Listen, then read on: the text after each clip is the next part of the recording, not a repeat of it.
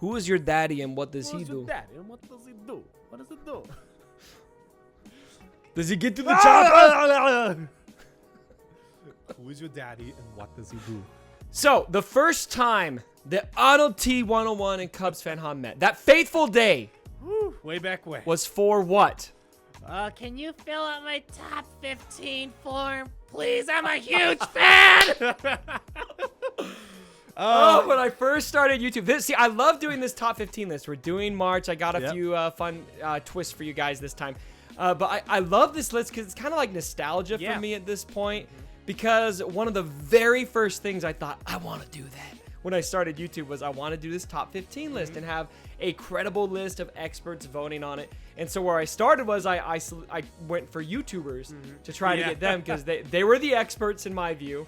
And the experts. Let's be real here. And I went to Arnold and I begged him. I was like, I'm a huge fan. Can you do my list? And he did it. I'm a nice guy. I still can't believe he did that. When people reach out to me, I try to help out when I can. So it was really cool.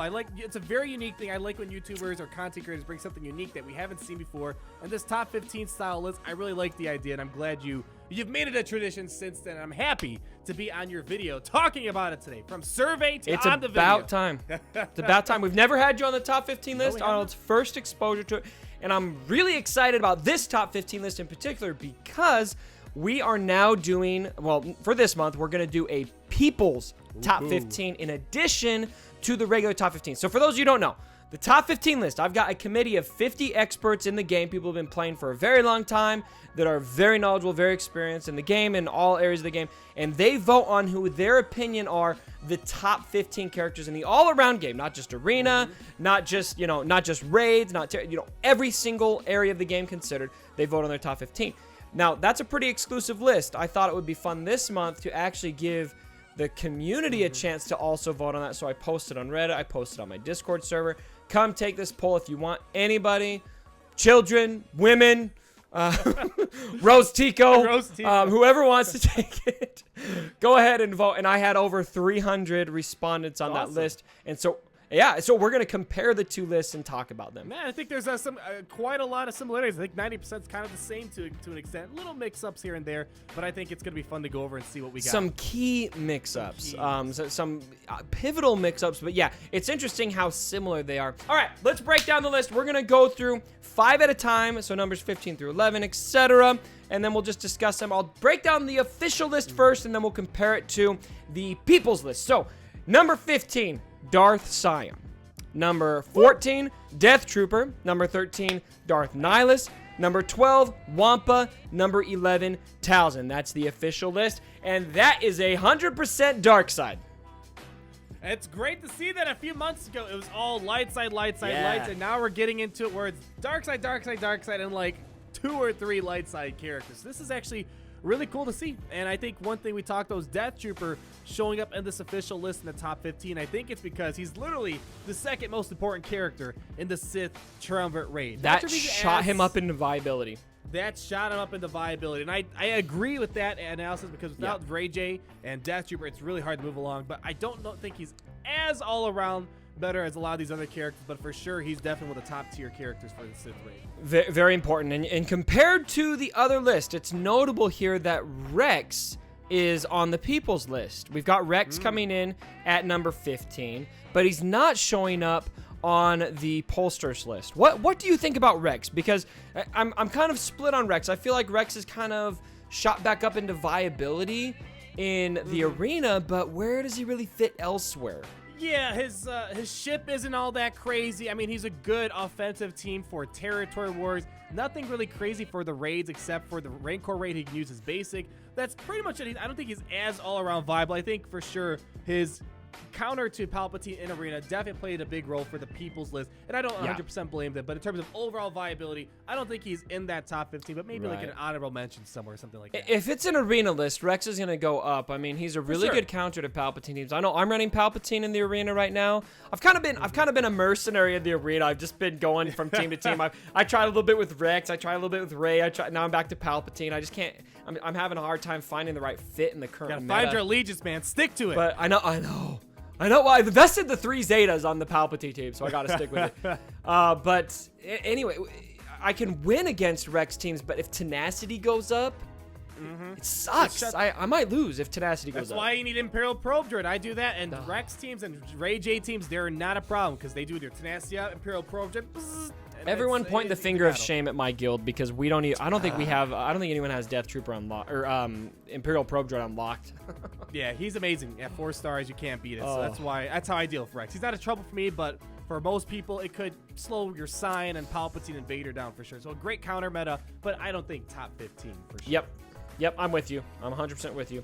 All right, let's look at 10 through 6. Number 10 on the official list, Asajj Ventress. Darth Vader, number 9. Han Solo, number 8. Palpatine, number 7. And R2-D2 at number 6.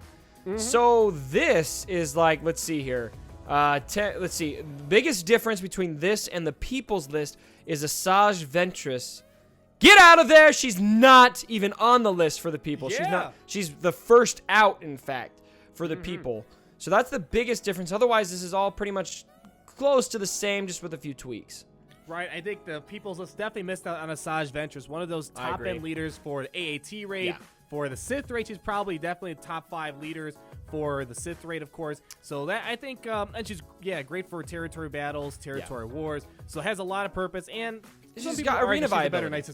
She has that arena viability. It's wavering, but it's still there. I mean, it's there. Yeah. I still go against Talzin teams that catch me off guard sometimes, and with Asajj in there. Sometimes Asajj in the leadership role can sneak up on you in the arena. So yeah, Asajj is definitely someone I think should be top 15. It's someone I want to gear up eventually down the road, but I always get postponed by I don't know, Gear 12 Magma Trooper or something. But she's a great character, I think, for sure. I think 10's a decent place to put her. I think. Or Darth maybe Mouse might be Grievous. higher, but Maybe Grievous. Oh, Grievous, number 1 character. You spoiled the number 1, man. Crap.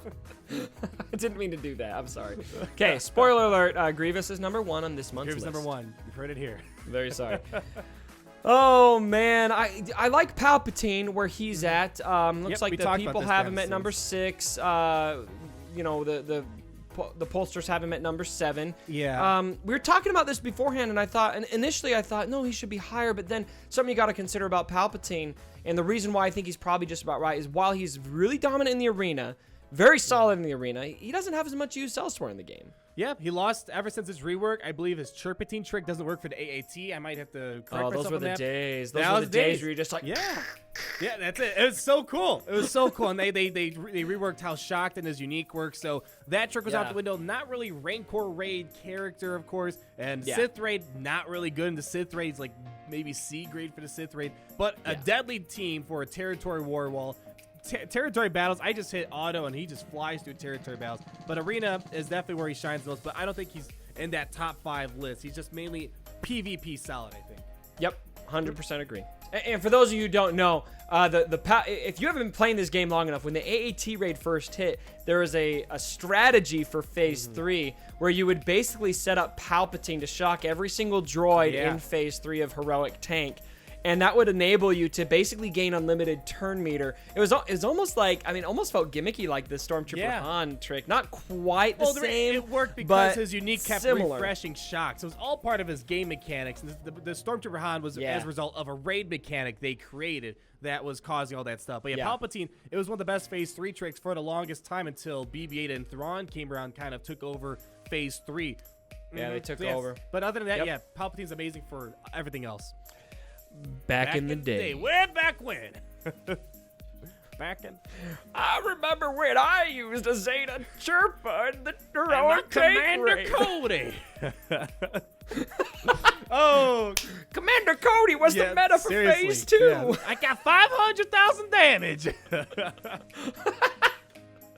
Man, that's true, though. At the beginning, I remember hitting 1 million damage in the Heroic Tank raid was crazy at first. I was like happy to get 100,000 damage in Phase 1. Woo! You feel all pumped up about that, man. Yeah. Oh, man.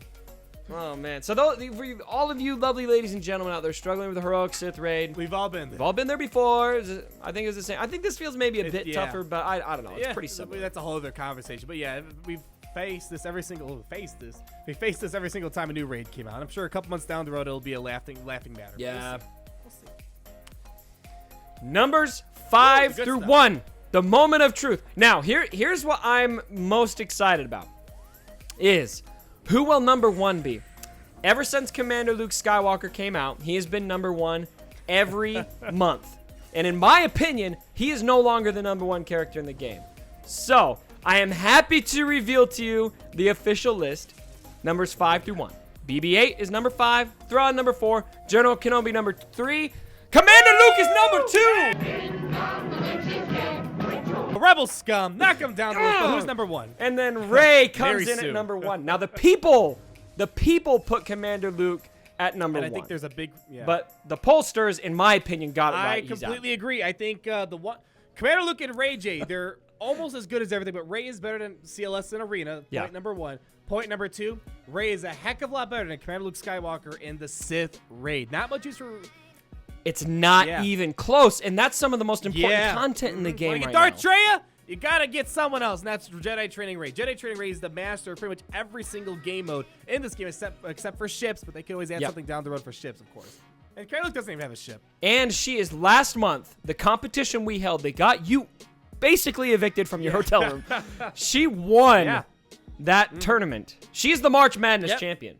The only character I'm not confident she'd be is the Wampa, because the Wampa hits through foresight. And maybe Scion. In fact, I think we saw that in a video where Scion was able to beat. It wasn't true one-on-one though, so it wasn't. Might be compelling. Might be compelling. Maybe you and me should take a trip out to EA Play and we'll do that. You gotta try it again. You gotta try it again. I think that'd be totally fun to point out. I think one thing I want to mention is at least General Kenobi and Thrawn. I actually think Thrawn should be a bit higher. If you actually look at the meta report, Thrawn actually overtook Kenobi as the most used character outside of the leadership role. So it's something to point out. And I think Thrawn has a lot more viability in the raids. No, I think honestly, General Kenobi, he's GK. We all love him, but I think Thrawn has a lot more viability, and he has a fleet inside of the ship. So I think Thrawn has a lot more all-around viability to General Kenobi, and he's in pretty much every single team almost too. And we can almost look at this as a tie, though. I mean, if you look at the points, I agree. Yeah. General Kenobi has 444 points. Thrawn has 443. So they're pretty much right on par with each other. All it would have taken is one person to bump Thrawn up one spot in their rankings. I should have voted. He would have been. Yep. Yeah. Why did you didn't respond to my message? I'm sorry, man. I'm sorry. I'm your loyal fan. I'm sorry. I've been following you since December 15. I'm sorry.